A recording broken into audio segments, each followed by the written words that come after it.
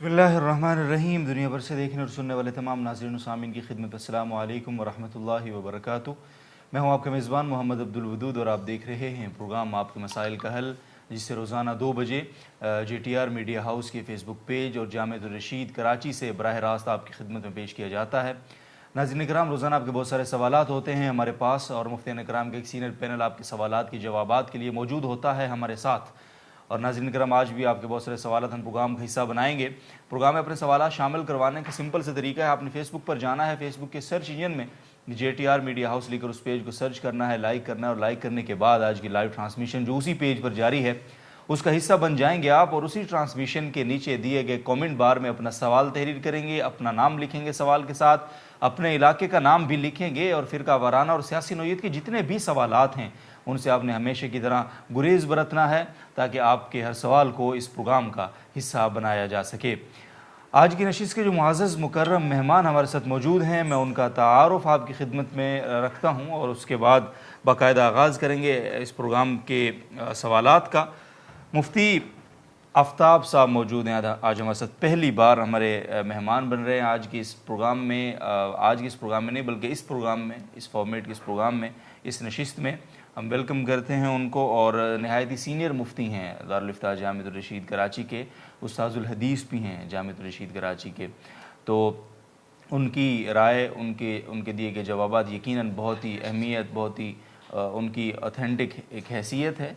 और मैं बहुत खुशामदीद कहता हूँ सर जी मुफ्ती आफ्ताब साहब को। आज के दूसरे मुअज़्ज़ज़ मेहमान, मैं क्या तारुफ़ करवाऊँ, मुफ्ती तारिक मसूद साहब मौजूद हैं हमारे साथ, और मैं यही कहता हूँ कि मुफ्ती तारिक मसूद साहब मौजूद है। ठीक है, तो आगाज़ कर लेते हैं मुफ्ती तारिक मसूद साहब से। थोड़ा सा चूँकि बस आप जानते हैं चूँकि उनको, तो मैं आगाज़ कर लेता हूँ। पानामा से मोहम्मद साहब का सवाल है। सर, मैं माल उधार में बेचता हूँ, बहुत से ग्राहकों से अभी पैसे लेना बाकी हैं और महीनों में कुछ ना कुछ देते रहते हैं, अभी तक मुकम्मल नहीं मिले। तो जो पैसे अभी तक नहीं मिले, ज़कात निकालते वक्त उन पैसों को ज़कात के अंदर शामिल करना ज़रूरी होगा या नहीं होगा? सर बिस्मिल्लाहिर्रहमानिर्रहीम। जो पैसे अभी तक नहीं मिले तो ये उनका उधार है दूसरों के ऊपर, लिहाजा ये पैसे भी ज़कात के निसाब में शामिल करना ज़रूरी है।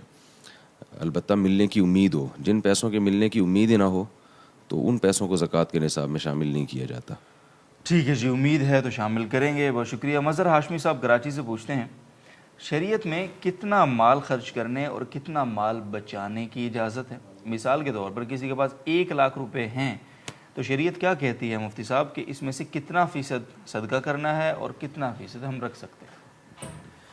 देखिए, इसका ताल्लुक़ हर आदमी की अपनी ज़रूरत और हाजत पर है, किसका ख़ानदान बड़ा है और उसके कितने मसारिफ़ हैं जी, और उसकी ज़रूरतें क्या हैं। हर आदमी की ज़रूरतें दूसरे की ज़रूरतों से मुख्तलिफ़ होती हैं, तो अपनी ज़रूरतों का तयन करके हदीस में आता है इब्दा बिमन ताउल, सबसे पहले उन पे ख़र्च करो जो तुम्हारे ज़ेर कफ़ालत हैं, जो बीवी बच्चे हैं जो आपके ज़ेर कफ़ालत हैं, उन पे ख़र्च करना तो बहरहाल फ़र्ज़ है।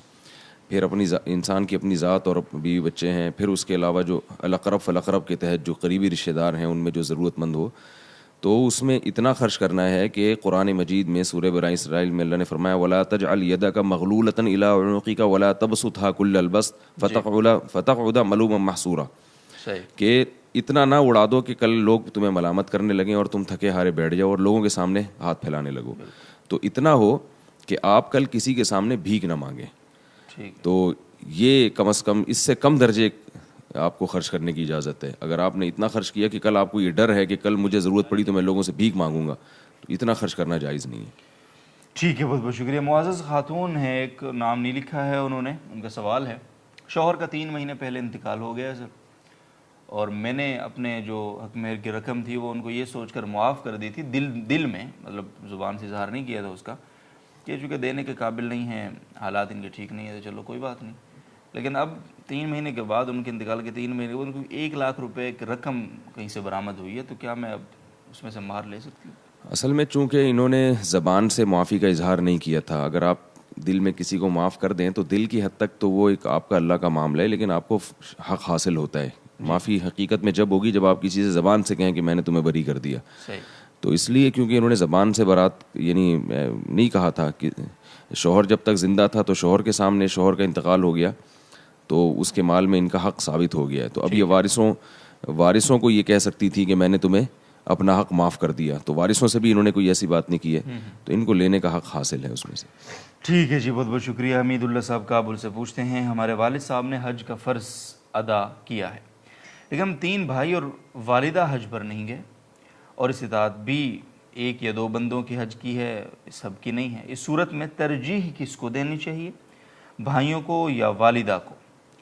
نیز والدہ کی ملکیت میں کچھ نہیں ہے, تو کیا ان پر حج فرض ہے جبکہ ہمارے والد صاحب بھی ابھی حیات ہیں؟ دیکھیے, سب سے پہلے انسان پر نا اپنے مال پہ اپنا حج فرض ہوتا ہے. کسی دوسرے کو حج کرانا ان کے ذمہ ضروری نہیں ہے, چاہے وہ والدہ ہوں چاہے وہ بھائی ہوں. تو پہلے تو یہ مسئلہ سمجھ لینا چاہیے. تو اگر حج کے پیسے ان کے پاس اتنے جمع ہو گئے کہ حج فرض ہو گیا, تو پھر پہلے ان پر اپنی ذمہ داری پوری کرنا واجب ہے. ٹھیک ہے. اپنی ذمہ داری پوری کرنے کے بعد پھر یہ دیکھا جائے, اگر یہ کسی کو فی سبیل اللہ یعنی ایک اللہ کی رضا کے لیے حج کرانا چاہتے ہیں رشتہ داری میں, تو والدہ کو مقدم رکھنا چاہیے. کیونکہ اگرچہ والدہ پہ حج فرض نہیں ہے, لیکن یہ کہ ظاہر ہے والدہ کی عمر زیادہ ہے اور وہ ایک بیت اللہ کی زیارت سے محروم ہو جائیں گی. ان کا اسباب کی دنیا میں یہ امکان نہیں ہے کہ کل بعد میں وہ حج بھی کر سکیں گی. تو اس لیے میں یہ سمجھتا ہوں کہ جو قرآن مجید میں والدین کے ساتھ حسن سلوک کا بہت زیادہ حکم ہے, تو ان کو والدہ کو ترجیح دینی چاہیے. کیونکہ ان پر یہ ویسے بھی لازم نہیں ہے نا کہ بھائیوں کو حج کرائیں. اگر بھائیوں پہ حج فرض ہے تو وہ اپنے پیسوں سے کریں, ان پر تو لازم نہیں ہے. اگر حج فرض نہیں ہے تو پھر تو بھائی پہ بھی فرض نہیں ہے, والدہ پہ بھی, تو ایسی صورت میں بھی والدہ کو ترجیح دینی چاہیے. ٹھیک ہے. تو اس لیے ہمارا خیال یہ ہے کہ والدہ کو ترجیح دینا زیادہ بہتر ہے. ٹھیک ہے, بہت شکریہ. انہی کے سوال کا اگلا حصہ بھی ہے جو رہ گیا ہے. وہ کہتے ہیں جی کہ مجھ پر حج فرض ہو گیا اور ایک بھائی کی شادی نہیں ہوئی, اور بیک وقت حج اور شادی یعنی قریب قریب آ گئے دونوں ایونٹس, تو کس کو ترجیح دینی چاہیے سر؟ ایک کام ہو سکتا ہے. دیکھیے, دوسرے کو حج کرانا جیسے ضروری نہیں, شادی کرانا بھی ضروری نہیں ہے. یعنی ہر انسان پر شادی اس کے اپنے مال پر لازم ہے. تعاون کرنے کا ثواب ملے گا. بھائی کی شادی ہے تو تعاون میں ثواب تو بہت ملے گا. لیکن اس میں یہ مسئلہ سمجھیں کہ اگر آپ کے پاس اپنی شادی کے پیسے ہیں اور آپ پر حج فرض ہو گیا, تو پھر شریعت میں حج مقدم ہے. یعنی آپ کو حج کرنا پڑے گا, آپ شادی کو مؤخر کرنا پڑے گا آپ کو. تو جب اپنی شادی اور حج میں تعارض ہو جائے تو حج کو ترجیح دینا واجب ہے. تو پھر دوسرے کی شادی کرا کے حج مؤخر کر دینا کہاں سے جائز ہو گیا؟ تو اس لیے ان پر اگر حج فرض ہوا ہے تو ان کو بہرحال ترجیحی بنیادوں پر پہلے حج کرنا چاہیے. ٹھیک ہے جی, بہت بہت شکریہ. میں مفتی آفتاب صاحب کی طرف آتا ہوں. عبداللہ صاحب کا سوال ہے سہارنپور سے. سر, ایک صاحب ہندوستان سے رمضان میں 20 دن کے لیے عمرہ کے سفر پر گئے ہیں. وہ سب 10 دن مکہ مکرمہ اور 10 دن مدینہ منورہ. کیا انہیں سفر کی وجہ سے روزہ چھوڑنے کی اجازت ہوگی, یا پھر روزہ چھوڑنے کی وجہ سے وہ گناہ گار ہوں گے؟ جب ایک شخص سفر پہ جاتا ہے, اور ایک سفر بھی اتنا لمبا ہے جتنا کہ شریعت نے اس کو سفر متعدی بھی قرار دیا ہے, جیسے 78 کلومیٹر یا اس سے زائد سفر پہ جا رہا ہے, تو اس کو شریعت نے 2 حکم میں اجازت دی ہے کہ وہ اس میں آسانی اختیار کرے. ایک تو یہ ہے کہ وہ نماز میں قصر کرے, یعنی 4 رکعتی نماز کو 2 رکعت پڑھے. اور اسی طریقے سے دوسرا حکم یہ ہے کہ وہ روزہ نہ رکھے. تو اگر سفر کے دوران سحری آتی ہے تو اس شخص کو اجازت ہوتی ہے کہ وہ روزہ نہ رکھے. یا اگر اکیلا نماز پڑھتا ہے تو اس کی اجازت ہے کہ وہ 4 رکعتی نماز کے بجائے 2 رکعتی نماز پڑھے. لیکن یہ شخص اگر مقیم امام کے پیچھے نماز پڑھتا ہے تو اس شخص کو مقیم امام کی اقتداء کی وجہ سے 4 رکعتیں ہی نماز پڑھنی پڑے گی. ٹھیک ہے. اسی وجہ سے یہ شخص جو مکہ یا مدینہ جا رہے ہیں تو 10 دن مکہ میں رہیں گے, 10 دن مدینہ میں. تو اگرچہ یہ شخص پورے 15 دن ایک جگہ اقامت کی نیت کی وجہ سے مقیم تو نہیں ہوں گے, مسافر ہی رہیں گے. ان کو اجازت ہوگی کہ اگر اکیلے نماز پڑھیں تو یہ شخص 2 رکعت کے بجائے 2 رکعت ہی نماز پڑھیں. یا اسی طریقے سے روزہ رکھنے کا جو شریعت کا حکم ہے وہ اگرچہ ان پر فرض نہیں ہے اس لیے کہ مسافر ہیں, لیکن مکہ مدینہ میں جانا اور وہاں کے روزے کی فضیلت حاصل کرنا ان پر بہتر ہے, لازم ہے, اس میں بہتر ہے اور اس میں ثواب زیادہ ہے نہ رکھنے کی بنسبت. لیکن اس کے باوجود اگر یہ شخص روزہ نہیں رکھتا تو اس کو گناہ گار نہیں کہیں گے. ٹھیک ہے جی, بہت بہت شکریہ. سرگودا سے عبد الرحمن صاحب کا سوال ہے, کڑوے پانی سے وضو کیا لیکن اتنا کڑوا ہے سر کہ کافی دیر تک اس کی کڑواہٹ محسوس ہوتی رہی ہے, کیا حکم ہے؟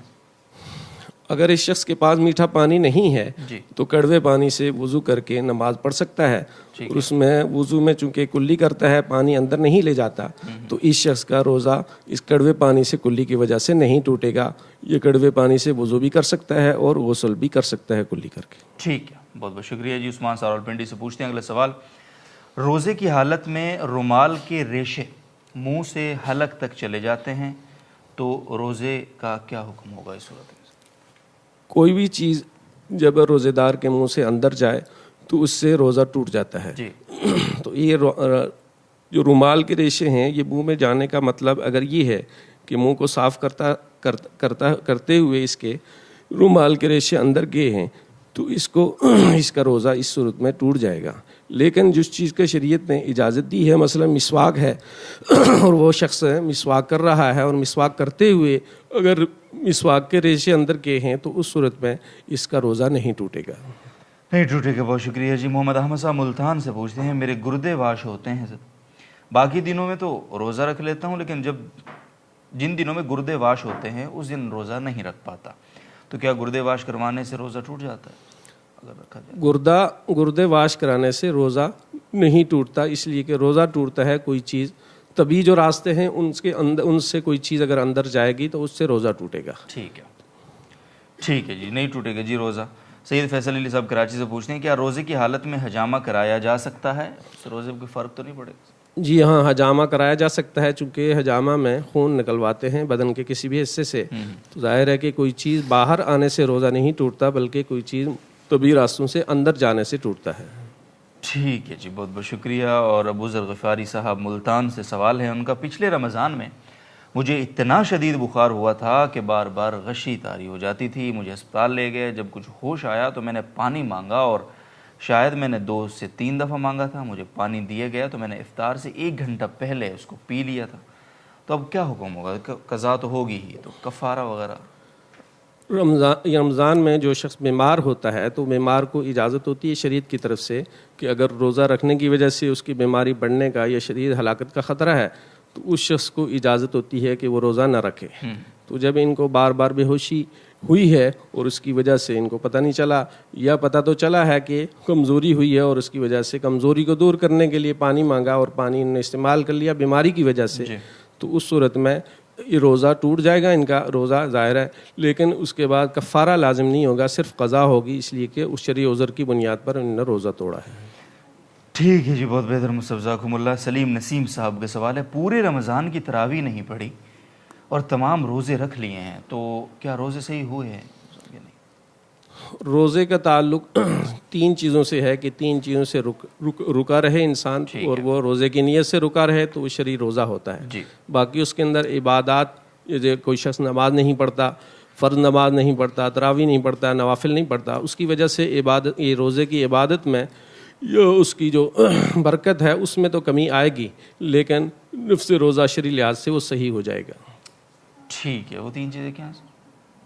3 چیزیں جن سے رکنے کا نام روزہ ہے، ایک یہ کہ کھانا، دوسرا ہے پینا، اور تیسرا ہے بیوی کے پاس جانا۔ 3 چیزوں سے رکنے کا نام روزہ ہے۔ تو یہ 3 چیزیں تو اس نے کی ہیں، لیکن عبادت میں کمی کی ہے، اس لیے کہ رمضان میں رات کو قیام کرنا جس کو تراویح کہتے ہیں وہ بھی بہت بڑی ثواب کی چیز ہے، تو اس لحاظ سے تراویح نہ پڑھ کر بہت بڑے ثواب سے وہ محروم رہا ہے، لیکن روزہ ہو گیا اس لیے۔ بہت شکریہ جی۔ محسن احمد صاحب میرٹھ انڈیا سے پوچھتے ہیں، اعتکاف والے کے لیے مسجد کے وضو خانے کے پاس بنے ہوئے غسل خانے میں غسل کی اجازت ہوگی یا نہیں؟ معتکف کو اپنی ضرورات، چاہے وہ شرعی ضرورت ہو یا طبی ضرورت ہو، تو اس کے لیے مسجد سے باہر جانے کی اجازت ہے۔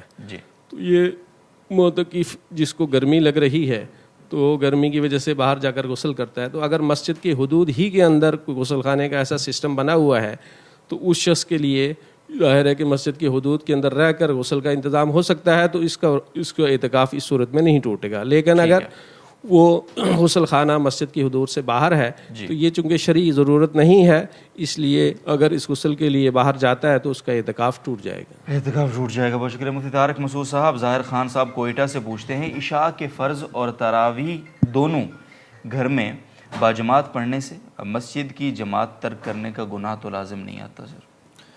بسم اللہ الرحمن الرحیم. یہ بہت اہم مسئلہ ہے کہ آج کل لوگ تراویح کی گھر میں تراویح پڑھنے کی وجہ سے مسجد کی فرض نماز بھی جماعت سے چھوڑ دیتے ہیں. یہ گناہ کی بات ہے. اگر آپ کے محلے میں مسجد موجود ہے تو عشاء کے 4 فرض آپ کو بہرحال مسجد میں جا کے ہی پڑھنے پڑیں گے. ٹھیک ہے. تراویح کی بے شک گھر میں جماعت کرا لیں آپ, لیکن فرض نماز آپ کو مسجد میں پڑھنی پڑے گی. اگر نہیں پڑھیں گے تو آپ گناہ گار ہوں گے. بہت بہت شکریہ مفتی صاحب. اور اگلا سوال ہم سے پوچھ رہے ہیں محمد یعقوب صاحب سوات سے, بلکہ اہلیہ محمد یعقوب صاحب سوات سے. آج میرا تراویح میں ختم قرآن ہے. میں نے اکیلے ہی تراویح پڑھی ہے کیونکہ میں گھر میں اکیلی ہوں اور کوئی لقمہ دینے والا بھی موجود نہیں تھا. تو کیا اکیلے اس طرح سے پڑھنا ٹھیک ہے اور ختم قرآن ٹھیک ہو جائے گا؟ جی, اگر قرآن اچھی طرح یاد ہے تو اکیلے بھی پڑھا جا سکتا ہے, باعث ثواب ہے. اور ان کا آج ختم قرآن ہے تو JTR کی طرف سے بھی ان کو مبارکباد دیتے ہیں. اللہ تعالیٰ برکت فرمائے اس میں اور اس کی قرآن کی برکتیں اور سعادتیں نصیب فرمائے. آمین آمین. بہت شکریہ صاحب. محمد اویس صاحب اسلام آباد سے پوچھتے ہیں سوال, یہ کہنا کہ تراویح چھوڑنا بھی سنت ہے کیونکہ آپ علیہ الصلوۃ والسلام نے تراویح چھوڑی بھی ہے, درست ہے یہ کہنا؟ نہیں, یہ کہنا بالکل درست نہیں ہے. آپ صلی اللہ علیہ وسلم نے جو تراویح کو ترک کیا اس کی حکمت بیان کی کہ کہیں فرض نہ ہو جائے. تو اب آپ اگر اس حکمت سے چھوڑیں گے کہ فرض نہ ہو جائے امت پہ تو اس لحاظ سے تو سنت کہا جائے گا, لیکن ظاہر ہے اب فرض اور واجب جو چیز جو ہونی تھی وہ ہو چکی ہے. باقی پھر حضرت عمر رضی اللہ تعالیٰ عنہ نے اس کو دوبارہ زندہ کیا. اس کی وجہ یہ تھی کہ حضرت عمر کو معلوم تھا کہ اب اس کے فرضیت کا امکان ختم ہو گیا ہے, تو اب اس کا پڑھنا ہی سنت ہے. بہت بہت شکریہ. عثمان صاحب ٹیکسلا سے پوچھتے ہیں کرسی پر نماز کے جواز کی کیا شرائط ہیں؟ ہمارے ہاں ایک شخص تراویح میں کھڑے نہیں ہو سکتے تو کرسی پر بیٹھ کر پڑھتے ہیں اور سجدے کے لیے کرسی سے اتر کر زمین پر سجدہ کرتے ہیں, تو کیا یہ درست ہے؟ کرسی پہ بیٹھ کے نماز پڑھنے کی کیا شرائط ہیں تو لمبا سوال ہے, اس پر تو کئی دفعہ جواب دیا بھی جا چکا ہے. فرض نماز کے بارے میں ہے, لیکن نوافل جو نماز ہیں جیسے تراویح بھی سنت ہے تو وہ بھی بیٹھ کے پڑھی جا سکتی ہے بلا عذر بھی. ثواب آدھا ہو جائے گا لیکن بیٹھ کے پڑھنا بھی جائز ہے. اب بیٹھ کے پڑھنے میں اصل یہ ہے کہ زمین پہ بیٹھ کے پڑھیں. خود کرسیوں پہ بیٹھنا یہ خلاف سنت ہے جب تک کوئی واقعی بہت سخت عذر نہ ہو. مسجدوں میں کرسیوں کا رواج بڑھتا چلا جا رہا ہے اور چرچ اور حقیقت ہے کہ اب کرسیوں کے ساتھ ساتھ کیا ہوتا ہے کہ مسجدوں میں وہ ایک طرف صحن میں کرسیاں جمع ہوتی ہیں, اس میں چائے کے دور بھی چل رہے ہوتے ہیں اور بیٹھے ہوتے ہیں, گپے مار رہے ہوتے ہیں. تو یہ کچھ دنوں میں ابھی سعودی عرب میں آپ نے دیکھا ہوگا کہ پہلی صفوں میں باقاعدہ ٹیک لگانے کے لیے ایک وہ لگا دی انہوں نے, یعنی جو ہے نا وہ لوگ ٹیک لگا کے پہلی صف میں بیٹھتے ہیں. تو آہستہ آہستہ یہ سب اسی طرف جا رہا ہے. تو مسجدوں کی ایک سادگی وہ بھی ختم ہو رہی ہے. تو کرسیوں کو بحتی الامکان اسے اوائڈ کرنا چاہیے. زمین پہ بیٹھ کے نماز پڑھیں آپ. اگر تراویح بھی کھڑے ہو کے پڑھنا مشکل ہے, زمین پہ بیٹھ کے. بعض لوگ کہتے ہیں گھٹنے موڑنا ہمارے لیے مشکل ہوتا ہے, تو گھٹنے سیدھے کر لیں, قبلے کی طرف پاؤں کر لیں, اور اس میں کوئی گناہ نہیں ہے. بعض کہتے ہیں کہ ہم ٹیک لگائے بغیر بیٹھ نہیں سکتے, تو پھر ایسی صورت میں ایسی کرسی رکھیں جو زمین پہ بغیر پائے کے ہوتی ہے.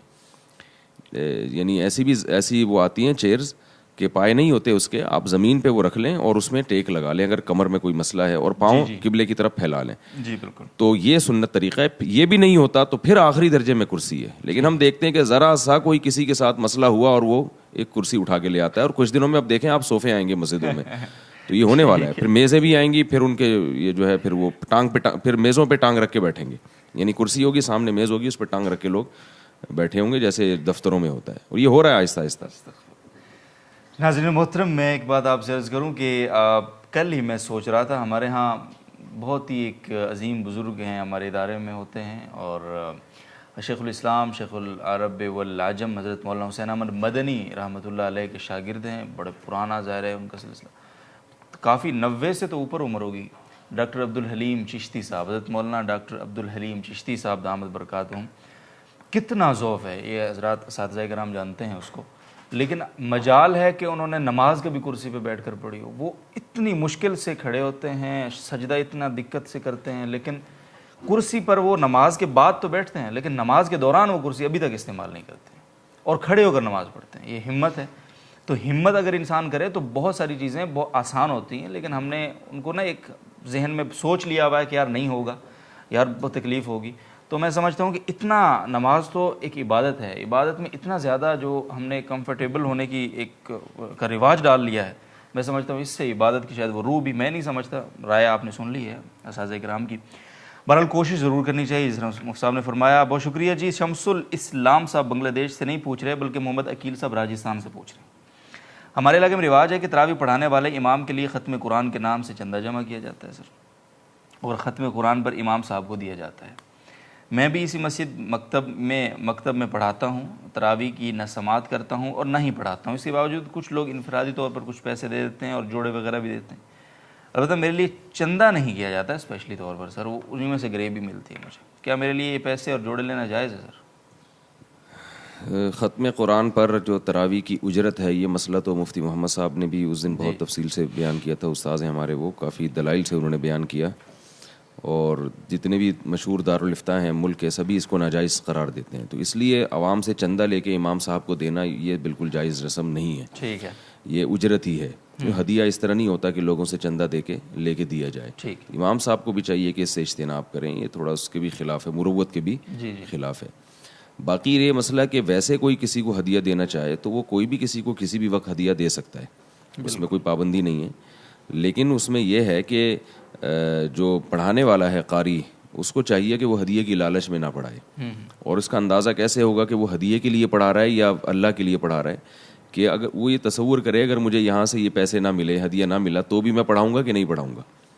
اگر وہ یہ کہتا ہے کہ نہیں، چونکہ یہاں سے اتنے جوڑے ملتے ہیں، اتنے پیسے ملتے ہیں، اس لیے میں پڑھا رہا ہوں یہاں پہ، اور اگر یہ نہ ملے تو بھاگ جائے گا وہاں سے، تو یہ بھی اجرت ہی ہے، پھر یہ ہدیہ نہیں ہے۔ تو اس لیے اس میں اس کا خیال کرنا چاہیے کہ چند ٹکوں کے بدلے میں اپنے تراویح کے اجر کو ضائع نہیں کرنا چاہیے۔ نہیں کرنا چاہیے۔ بہت بہت شکریہ مفتی آفتاب صاحب، خدمت دوبارہ آئیں گے۔ دبئی سے غلام یاسین صاحب کا سوال آ رہا ہے سر، میرا اعتکاف کا ارادہ ہے، اللہ تعالیٰ توفیق عطا فرمائے، کیا میں اعتکاف کے دوران موبائل سے گھر پر بات کر سکتا ہوں؟ بڑا مسئلہ ہے سر یہ موبائل والا اعتکاف کے دوران۔ معتکف کے لیے جو ضروری چیزیں ہیں وہ بتا دی تھیں پہلے، کہ ضرورت شرعی ہو یا ضرورت طبی ہو، اس کے لیے اعتکاف سے باہر نکل سکتا ہے، اجازت ہے۔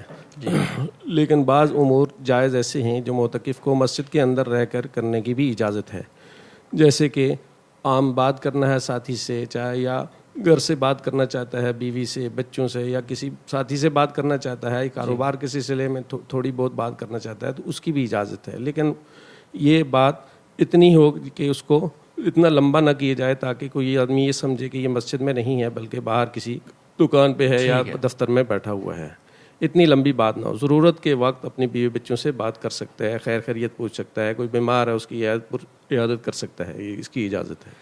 ٹھیک ہے جی، بہت بہت شکریہ مفتی صاحب۔ اور ابو عثمان صاحب کراچی سے پوچھتے ہیں، ایک صاحب کا 3 منزلہ مکان ہے، ایک میں رہائش ہے، دوسری منزل کرائے پر دی ہوئی ہے جس کا کرایہ ہے، اور تیسری منزل کہاں گئی؟ اس کا تو ذکر ہی نہیں کیا آپ نے۔ چلیں، کرایہ تو خرچ ہو جاتا ہے کرایہ سے، تو زکوٰۃ کس طرح ادا ہوگی؟ جو گھر جس میں کوئی شخص رہتا ہو، چاہے اس کا آدھا حصہ آپ نے کرائے پر چڑھایا ہوا ہو اور دوسرے میں آپ خود رہ رہے ہوں، تو اس پہ مکان پہ زکوٰۃ لازم نہیں ہوگی۔ جس میں خود رہ رہے ہیں اس حصے میں تو ویسے بھی زکوٰۃ نہیں ہے، اور جو کرائے پر چڑھایا ہوا ہے تو وہ مکان بھی چونکہ مالی تجارت میں سے نہیں ہے، یعنی وہ مال نہیں ہے جو آپ نے بیچنے کے لیے خریدا ہو، تو اس میں بھی زکوٰۃ نہیں۔ البتہ اس سے جو کرایہ حاصل ہوتا ہے تو اس کو زکوٰۃ کے اموال میں شمار کر کے، اگر وہ بقدر نصاب ہے تو سال گزرنے کے بعد 2.5% اس کی زکوٰۃ آپ کو دینی پڑے گی۔ بہت شکریہ مفتی صاحب۔ وہ 3 منزلہ مکان سے مجھے یاد آئے گا، کوئٹہ میں ایک مکان پہ لکھا ہوا تھا، نیچے دکان اوپر مکان، فبأي آلاء ربكما تكذبان، تو یہ مجھے یاد آ گیا۔ اسے آصف محمود صاحب کا سوال ہے سر، جو زیور مستقل پہننے میں استعمال ہوتا ہو تو اس پر بھی زکوٰۃ ہوتی؟ جی ہاں، سونا چاندی چاہے کسی بھی صورت میں ہو تو وہ اموال زکوٰۃ میں سے ہے، چاہے وہ سونا چاندی آپ نے زیور کی صورت میں آپ خود استعمال کر رہے ہیں، یا یہ کہ ویسے ہی رکھا ہوا ہے، یا بطور کرنسی کے اگر استعمال ہو رہا ہے جیسے پہلے زمانے میں ہوتا تھا، تو سونے چاندی پر ہر صورت میں زکوٰۃ ہوگی سال گزرنے کے بعد، اگر وہ نصاب کے بقدر ہے 2.5%۔ ٹھیک ہے، جزاکم اللہ۔ عبد المجید صاحب پوچھتے ہیں، بھائی اگر مستحق ہے تو زکوٰۃ دے سکتے ہیں اسے بھائی کو؟ جی ہاں، بھائی کو زکوٰۃ دے سکتے ہیں۔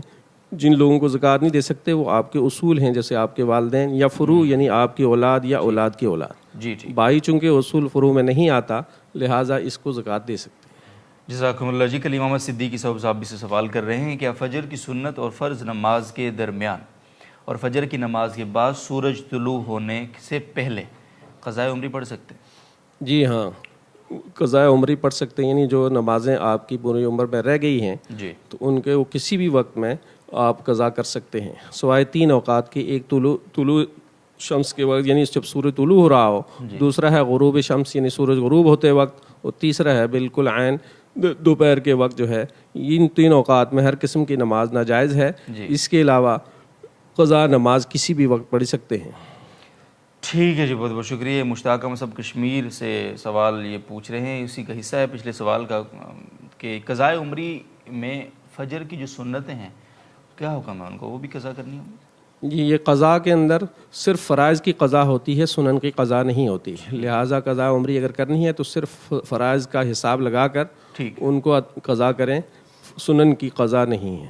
نہیں ہے. بہت بہت شکریہ جی. عباس صاحب ثوابی سے پوچھتے ہیں سوال، جمعہ کی نماز کے لیے کم از کم کتنے افراد کا ہونا ضروری ہے؟ جمعہ کی نماز کے لیے امام کے علاوہ کم از کم 3 عاقل بالغ آدمی کا ہونا ضروری ہے. اس سے کم اگر لوگ ہوں تو وہاں جمعہ کی نماز نہیں ہوتی، پھر وہاں زور پڑھنی ہوگی. جی ہاں. جی.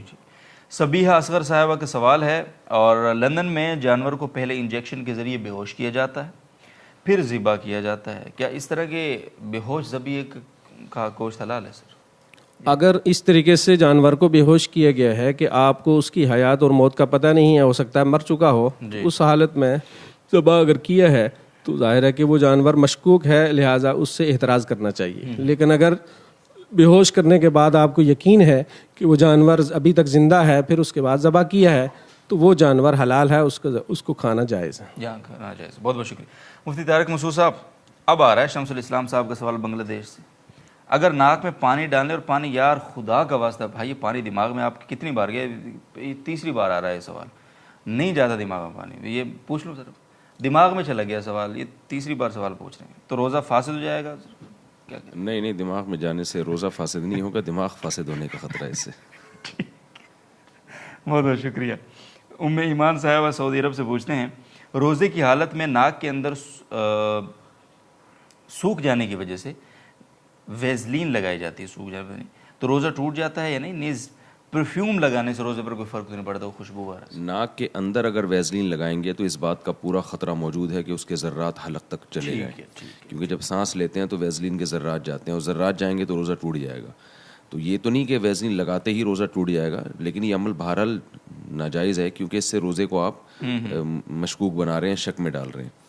تو اگر ذرات محسوس ہو گئے کہ اندر تک حلق میں چلے گئے تو پھر بہرحال روزہ ٹوٹ جائے گا.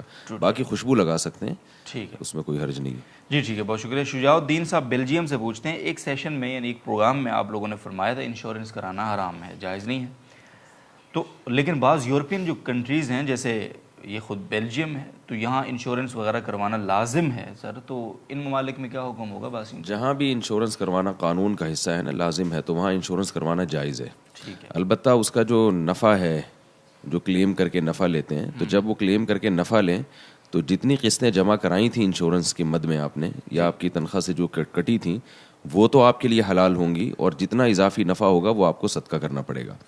البتہ آپ نے نفع لے لیا اور آپ کو پتہ ہے کہ آئندہ بھی میری مزید قسطیں جائیں گی، تو وہ نفع پھر اس میں رکھ سکتے ہیں آپ کہ میں اب یہ قسطیں پوری کر کے یہ پروفٹ بھی میں یعنی اتار دوں گا. تو خلاصہ یہ نکلا کہ جتنی قسطیں آپ جمع کرا رہے ہیں یا کرائیں گے فیوچر میں، وہ آپ کے لیے حلال ہیں. اس سے زیادہ آپ کے لیے 1 روپیہ بھی حلال نہیں ہے. وہ آپ کو کلیم کر کے وہ لیں ضرور، مگر وہ ثواب کی نیت کے بغیر کسی بھی خیر کے کام میں صدقہ کر دیں. ٹھیک ہے، بہت بہت شکریہ مصعب. عاطف صاحب انڈیا سے پوچھتے ہیں، کسی T V cable operator company میں کسٹمر کیئر کی پوسٹ پر کام کرنا کیسا ہے؟ مثال کے طور پر مثال دی ہے ڈش ٹی وی، ایئرٹیل، جبکہ ہم جانتے ہیں کہ ٹی وی کا استعمال زیادہ غلط ہوتا ہے، اور مصعب یہ جو 2-3 نام انہوں نے لکھے ہیں ان کا تو استعمال ہے ہی غلط بالکل، تو کیا فرماتے ہیں سر؟ اصل میں اس میں اصول یہ ہے کہ کوئی بھی ایسی چیز، کوئی بھی ایسا آلہ یا کوئی بھی جیسے ٹی وی ہے جس کے صحیح استعمال بھی ہو سکتا ہے اور غلط استعمال بھی ہو سکتا ہے، تو اس میں امام ابو حنیفہ رحمہ اللہ تعالیٰ کی رائے کے مطابق تو ایسی چیز کی خرید و فروخت جائز ہے، کیونکہ اگر کوئی اس کو غلط استعمال کرتا ہے تو وہ اس کا اپنا ذاتی عمل ہے. صاحبین کے نزدیک، جو امام صاحب کے دونوں شاگرد ہیں، ان کے نزدیک یہ جائز ہے اس صورت میں کہ آپ کو پتہ ہو کہ سامنے والا اس کو صحیح استعمال کرے گا. اگر آپ کو معلوم ہے کہ جس کو آپ فروخت کر رہے ہیں وہ اس کو غلط ہی استعمال کرے گا، آپ کو یقین ہے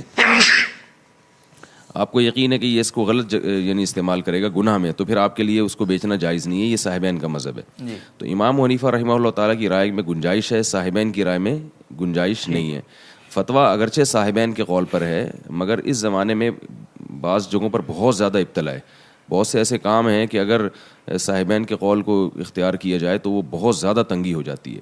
تو اس لیے احتیاط کا پہلو تو یہی ہے کہ ایسے کام کو چھوڑ دینا چاہیے. اور اگر کسی کے لیے چھوڑنا مشکل ہے, بہت زیادہ اس میں اس کو آزمائشیں آتی ہیں, تو پھر اس کے لیے امام حنیفہ کے قول کے مطابق گنجائش موجود ہے. ایسی صورت میں وہ شخص اگر اس گناہ کی چیز میں اس کو استعمال کرے گا تو وہ اس کو اپنا یعنی وہ خود ذمہ دار ہوگا. مثلا آپ نے کسی کو ٹی وی بیچا تو ٹی وی صحیح بھی استعمال ہو سکتا ہے, غلط بھی. اگر وہ غلط استعمال کر رہا ہے تو وہ خود گناہ گار ہوگا. اس قول کے مطابق گنجائش ہے. ٹھیک ہے جی, بہت بہت شکریہ. صوفی حیات صاحبہ کا سوال ہے, لیکن میں کیا کروں, میں نے کتنی بار آپ حضرات سے درخواست میں, بلکہ روزانہ ہی پروگرام میں شروع میں آغاز میں درخواست کی جاتی ہے کہ کیا ضرورت ہے ایسے سوالات کی جن کا تعلق کسی مسلک کے ساتھ ہو, کسی گروہ کے ساتھ ہو. مناسب نہیں ہے. یہ پلیٹ فارم ہے جس میں آپ کو صرف آپ کے روزمرہ کے جو مسائل درپیش ہیں ان کا آپ جواب جان سکتے ہیں. رمضان مبارک ہے اور اتنے مسائل ہیں, اعتکاف ہے, تراویح ہے, روزہ ہے, اتنے مسائل ہیں. اگر ان کا علم ہمیں آ گیا ہے پھر تو ہم وہاں جائیں, لیکن اوبویسلی اتنے زیادہ مسائل ہیں تو کہیں نہ کہیں تشنگی ہوتی ہے. تو اس تشنگی کو مٹانے کی کوشش کرنی چاہیے. نہیں ہے کہ ان چیزوں میں پڑھنا چاہیے کہ نبی علیہ الصلوۃ والسلام اپنی قبر میں زندہ ہیں یا نہیں ہیں. تو یہ میں سمجھتا ہوں کہ دس از ناٹ فیئر, مناسب نہیں ہے. فرقہ وارانہ نوعیت کے جتنے بھی سوالات ہیں وہ کسی دارالفتہ سے آپ پوچھ سکتے ہیں. ہمارے دارالفتہ میں آپ تحریراً بھیج دیں, آپ کو جواب مل جائے گا. لیکن یہ پلیٹ فارم ان سوالات کے لیے بہرحال نہیں ہے. سر سوال ہم سے پوچھا ایک صاحب نے, نام بھول گیا ان کا, وہی کہتے ہیں کہ پاکستان یا جہاں بھی مسلمانوں کے درمیان فرقہ وارانہ اختلافات ہیں, سیاسی اختلافات ہیں, تو کیا طریقہ ہے ان کو دور کرنے کا, بتائیں نا ذرا. کوئی دیکھیں, اختلافات دور کرنے کا اختلافات کی دو قسمیں ہوتی ہیں. ایک تو بنیادی عقائد میں اختلاف ہو, ٹھیک ہے, اس پہ تو جنت اور جہنم کا مدار ہے. ایک ہے فروعی مسائل میں اختلاف. تو اس بارے میں صحیح احادیث موجود ہیں. بنو قریظہ کی مشہور حدیث ہے کہ فروعی مسائل میں جب اختلاف ہوگا تو کسی بھی ایک فریق کو آپ 100% غلط نہیں کہہ سکتے. اس میں جیسے رفع الیدین کا مسئلہ ہے, امام کے پیچھے فاتحہ کا مسئلہ ہے, اس طرح جو اور چھوٹے چھوٹے مسائل ہیں, اس میں جو اختلاف اور فرقواریت پھیلتی ہے وہ اس سے نہیں پھیلتی کہ آپ رفع الیدین کرتے ہیں یا نہیں کرتے, آمین کہتے ہیں, یہ تو ہمیشہ سے چلا آ رہا ہے. اس سے پھیلتی ہے کہ آپ اپنی رائے پہ اڑ جاتے ہیں اور دوسرے کی توہین شروع کر دیتے ہیں, دوسرے کی بے عزتی شروع کر دیتے ہیں, اور اس طرح سے آپ دلائل دیتے ہیں جو ایک علمی انداز نہیں ہوتا. اس میں آپ کیا کرتے ہیں کہ ایسا دکھاتے ہیں سامنے والے کو گویا وہ حدیث کا منکر ہے. تو اس سے آپس میں بغض پھیلتا ہے, لڑائی پھیلتی ہے. بالکل ایسا. تو اس سے فرقہ واریت پھیلتی ہے. فرقہ واریت اس چیز کا نام نہیں ہے کہ رائے کا اختلاف ہو. یہ تو صحابہ میں بھی تھا رائے کا اختلاف. تو کیا ہم یہ صحابہ کو فرقہ پرست کہہ سکتے ہیں کہ معاذ اللہ؟ یہ تو تابعین میں بھی تھا, اسلاف میں بھی تھے اختلافات, لیکن دلوں میں اس طرح بغض نہیں تھا. تو فروعی مسائل میں ان چیزوں میں اپنا ظرف کو کشادہ رکھنا چاہیے. جو جس مکتبہ فکر کو فالو کر رہا ہے اس کو سمجھنا چاہیے کہ یہ بھی جنتی ہے, یہ بھی برحق ہے, اور بغض نہیں رکھنا چاہیے. یہ جو قرآن مجید کی آیت ہے نا کہ واعتصموا بحبل اللہ جميعا ولا تفرقوا, اس آیت کا بھی غلط مطلب پیش کیا جاتا ہے کہ اللہ کی رسی کو یعنی قرآن کو مضبوطی سے تھامو اور فرقہ واریت میں نہ بٹو. اس سے لوگ کیا کرتے ہیں, اس آیت کا غلط مفہوم پیش کر کے کہتے ہیں کہ بھائی دیکھو میں جو آیت پیش کر رہا ہوں نا بس یہی ہے, لہذا اس سے اختلاف کرو گے تو فرقہ واریت کا شکار ہو جاؤ گے, جبکہ اس آیت کا یہ شان نزول نہیں ہے. ولا تفرقوا کا مطلب فرقہ واریت نہیں ہے. ولا تفرقوا کا مطلب ہے یہاں آپس میں لڑو مت. اس کی دلیل اس آیت کا شان نزول ہے. 2 قبیلے تھے صحابہ کے جن میں لڑائی ہونے والی تھی عصبیت اور لسانیت کی بیس پر. تو قرآن نے کہا کہ اللہ کی رسی کو مضبوطی سے تھامو, یعنی قرآن تو کہتا ہے کہ مومنین آپس میں بھائی ہیں, تو ولا تفرقوا, آپس میں لڑو مت. تو یہ والی آیت کا مطلب ہے لڑائی, کوئی بھی ایسی چیز جو مسلمانوں میں لڑائی کا سبب بنے وہ ناجائز ہے. اب کیا کیا کہ اسی آیت کو بنیاد بنا کے مسلمانوں کو لڑوایا جا رہا ہے کہ فرقہ واریت میں نہ بٹو, اور فرقہ واریت کا وہ مفہوم بیان کیا جا رہا ہے جو شریعت اس کو فرقہ واریت نہیں مانتی, یعنی رائے کا اختلاف. تو یہ فرقہ واریت تھوڑی ہے رائے کا اختلاف. فرقہ واریت یہ ہے کہ رائے کا اختلاف ہو اور آپ اپنی رائے کو گن پوائنٹ پہ دوسرے پہ مسلط کرنا شروع کر دیں اور دوسرے کی رائے کا احترام نہ کریں. تو اس طرح سے فرقہ واریت ختم ہو سکتی ہے. باقی یہ کہنا کہ سب کی رائے ایک ہو جائے تو یہ کبھی بھی نہیں ہوگا, نہ یہ پہلے ہوا ہے کبھی اور نہ قیامت تک کبھی یہ ہوگا. جی بالکل, جزاکم اللہ سے بہت شکریہ. اور یہ جو اختلافات کی بات آ گئی تو رات ہم ساتھ ہی تھے مجلس میں حضرت کے ساتھ, جب امام رازی رحمۃ اللہ علیہ کے متعلق بتایا انہوں نے کہ کتنی بڑی شخصیت تھی امام رازی رحمۃ اللہ علیہ کی, اور صرف علماء ہی نہیں ہر عام آدمی بھی اوبیسلی جس کو تھوڑا بہت بھی علم ہے وہ امام رازی رحمۃ اللہ علیہ کی شخصیت سے واقف ہے. تو حضرت نے بتایا, ہمارے حضرت نے, کہ وہاں جس شہر کی طرف ان کا یہ رازی نام رہ شہر ہے, یہ تہران کے قریب وہاں, تو اس شہر میں 1,14,000 مساجد تھیں ناظرین, اور 94,000 مدارس تھے اس وقت. لیکن یہی چیزیں تھیں یہ جو ابھی حیات ممات اور یہ بریلوی اہل حدیث اس وقت ٹرینڈ مختلف ہوگا یقیناً، لیکن تھی یہی آپس کے اختلافات اور بات بات پہ لڑائی جھگڑے اور یہ چیزیں۔ حالت یہ ہوئی ناظرین محترم کہ آج تاریخ میں اس بات پر اختلاف ہے کہ آیا وہ شہر مطلب تھا بھی صحیح ہے نہیں، اور تھا تو کہاں تھا، یعنی اس کے آثار نہیں ہیں۔ وہ 1,14,000 مساجد بھی گئیں، وہ 94,000 مدارس بھی ختم ہو گئے، اور وہ کہتے ہیں نا کہ تمہارا وہ شعر بھی ہے نا سر کہ نام تک نہ ہوگا داستانوں میں، تو یہی حالت ہے۔ تو یہ آپس کے جو اختلافات ہیں یہ ایسا دیمک ہے جو اس طرح سے چاٹتا ہے معاشرے کو کہ جنگیں اور اسلحہ اور بارود اور ایٹم بم اس طرح سے نہیں چاٹ سکتے ہیں۔ بہرحال اللہ رب العزت ہمیں اتفاق اور اتحاد کی توفیق عطا فرمائے۔ رمضان المبارک کا مبارک مہینہ ہے، تو میں سمجھتا ہوں اس حوالے سے ہمیں ضرور کوشش کرنی چاہیے کہ ہر بندہ اپنی ذات سے اس چیز کو شروع کرے کہ وہ ان اختلافات کو مٹانے کی کوشش کرے، ان کو کم کرنے کی کوشش کرے، جہاں ان اختلافات کو ہوا دی جا رہی ہے وہاں اپنا کردار ادا کرنے کی کوشش کرے، یقیناً تبدیلی انشاءاللہ ضرور آئے گی۔ جزاکم اللہ دونوں معزز مہمانان کا اور تمام ناظرین سامعین جو دنیا بھر سے آپ ہمیں سن رہے ہیں، آپ کا بھی بہت بہت شکریہ۔ انشاءاللہ کل آپ سے ملاقات ہوگی آپ کے بہت سارے نئے سوالات کے ساتھ، تب تک کے لیے اجازت دیجیے، اللہ حافظ۔